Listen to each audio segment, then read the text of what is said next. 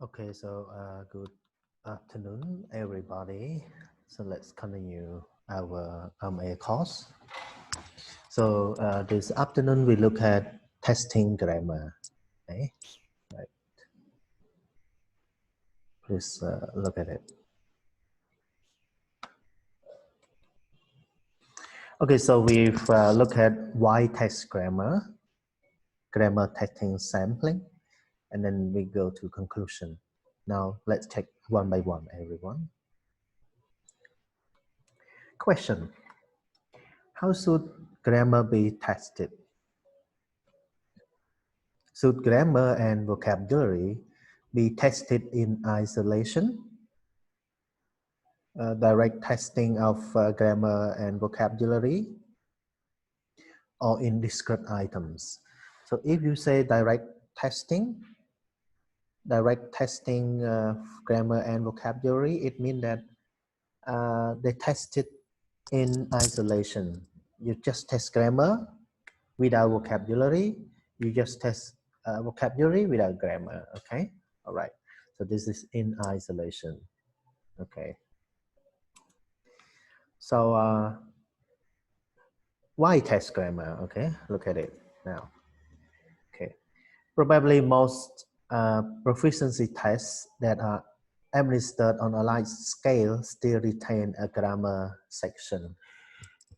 If you look at different tests, different like proficiency tests, do you actually see them include grammar section or without grammar section? Can you look at other tests, namely TOEFL? TOEFL retain grammar section. Yeah. What about IL? IL, even though IL doesn't seem to clarify, to specify the grammar section, but in writing, especially in writing, grammar still happen there. Grammar score still count, because in writing, if you have a lot of grammatical errors, you get low score. Okay, but then they do not say grammar section. Okay, all right.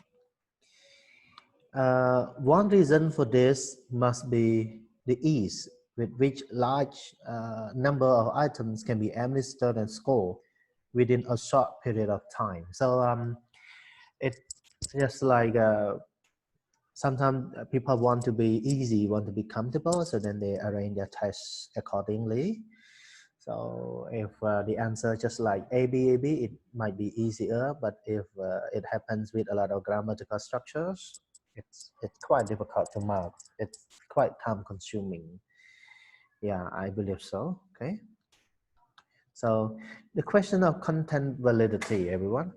If we decide to test writing ability directly, what should we do? Okay. Yeah. So this is the content validity. So sometimes students are tested with their writing, but then if you want to actually have some grammar structures in there, so what should you do? Okay, if you uh, ask students to write something beyond their knowledge, beyond their grammatical structure ability, it is not a content validity. Okay. So then we are severely limited in the number of topics, style writing, and grammatical elements that we can cover in any version of the text. Okay. So first thing to be valid, you need to actually look at the topics. So it's about the student existing knowledge. It's about the schemata. Do you actually put something which they actually know, they have some ideas about, or they are blank, they have no, they completely have no ideas? Okay, so then it's not valid, it's not content valid. Be careful with that. So something must be related to the existing knowledge, or you call schemata. Okay, and then the style writing, the style writing. So what style is that? Is that uh, is that academic? Is that non-academic or whatever style you're writing you want them to, okay? Is that formal or informal, for example, okay? And the grammatical elements too that must be considered. So uh, at what level? So it should be in a lot of simple, complex, or using a lot of compound sentences or whatever, okay? Yeah, clauses, okay? Yeah, that we can cover in any version of the text, okay? So be careful if we look at content validity. We need to actually careful put something which student can do, or it is not valid. It is not content valid, okay? Content. It is about the content validity, okay? All right. So should we test grammar? Should we test grammar, everyone, in your writing? Should we actually count grammar? So whatever the teaching of grammar is, wherever the teaching of grammar is thought necessary, then consideration should be given to the advisability of including grammar component in achievement area, okay? Yeah. So they say that be careful with the consideration that include the grammar in the achievement area, okay? Okay, they warn people to be careful about this. Why? Why? Why they warn? Why? Because you know, sometimes if you focus too much on grammar, it it's actually go far. You know, it's actually goes far from the meaning, because in any communicative purposes, mostly the goal is the end result is the meaning, not about the form, the grammar, okay? So can you go on now, everyone? Yeah. So what to be included in the test? Reflect on attempt to give the text content validity by selecting widely from the structure specified, okay? Yeah. So if you actually want your test to be content valid, you need to actually select the structures that have been specified clearly, okay? All right. So it should also take into account of what are regarded as the most important structures. We should include only the important structures, okay? It should not deliberately concentrate on the structures that happen to be easiest to test. So when you include the most important structures. So in your grammar teaching, okay, what are the most important structures and what do you think are important to input in your text? Okay, we will discuss about this in the next session in the discussion panel, okay? Okay. Now let's have a look at the following samples. Okay, everyone, now please have a look at the following samples. Okay, please have a look. Okay, so it's about gap filling. Number one, yeah, gap filling. Ideally, gap filling items should have just one correct response. So the best, okay, the best way to actually have the gap filling exercises should have only one correct answer. Example, yeah, for example, the council must do something to improve transport in the city. They will lose the next election. So otherwise, the answer here otherwise, okay? Yeah, so only one answer. An item with two possible correct responses may be acceptable if the meaning is the same, whichever is used, okay? My dad works in the company, makes Nike shoes. Yeah, here you can use that or which. Okay, it's the same. It can be both acceptable. Okay, all right. An item is probably rejected if the different possibilities give different meanings. or involve quite different structures, one of which is the one that is supposed to be tested. So it can't be acceptable if two different answers are okay, but then they give different meanings, so it's not correct. Okay, just like if the structures are okay with the same meanings, that is good. Okay, that is fine. So yeah, one more, everyone. Patient. Yeah, it's still gut feeling here. Okay, my baby keeps me awake all the night. She won't stop crying. A doctor here. What do you need to complete here? Just, add, well, then. Which one? Let her cry. So stop in the end. This item may be improved by including the word then and just, so that it cannot fill the gap with, okay, then, I'll just tell you, or then you just let her cry. It should be just then, okay? It should be then and just. Then let her cry, or just let her cry. Because here it's quite imperative, it is the imperative, so you just do then and just, okay, over here.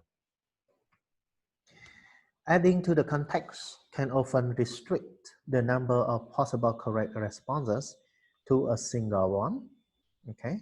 Yeah, so if you look at here, they say adding to the context can also restrict to the number of possible correct responses to a single one. Okay, yeah, so it must be restricted.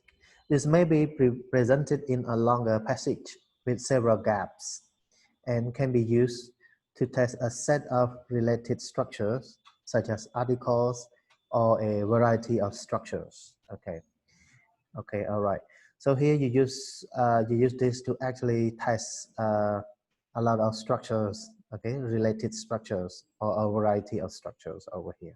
Okay, all right. So wow, okay, still that feeling. So here you actually need to consider the correct grammar, related correct grammar. So I guess here they want you to actually put the correct article, okay? So under, which one which one which one the, okay? All right. So it's good, okay? It's good. And kind of paraphrase, yeah. So this requires the student to write a sentence equivalent in meaning to one that is given. It is helpful to give part of the paraphrase in order to restrict the students to the grammatical structure being tested. Yes, for paraphrase, they said it is good that part of the paraphrase should be given, so then a student can be restricted just to the grammatical structures that uh, they intend to test. Okay, all right. When I came, my mom was setting up the dinner table. So here they give here. So when I came, the dinner table was being prepared, was being set up. It's good, right? Okay, over here. So completion. So can be used to test a variety of structures. Yeah, usually in a form of conversational transcript. Yeah, this is completion. Look at here. Yeah, it can be like this. Yes. Yeah, multiple choice. So there are items when gut feeling will not test the what we want to test because there are too many possibilities. Okay, yeah, gut feeling. They left at 7. They blah blah blah. Is it possible over here? Yeah, yeah. Multiple choice. They left at 7. They be home by now. Yeah. So can be A, can be B. Yeah, which one? A, B, C, and D over here, okay? Yeah. So it's just like a lot of answers over here, okay? Yeah, too many possibilities, yeah. Is it a good test? Not so good, okay? All right.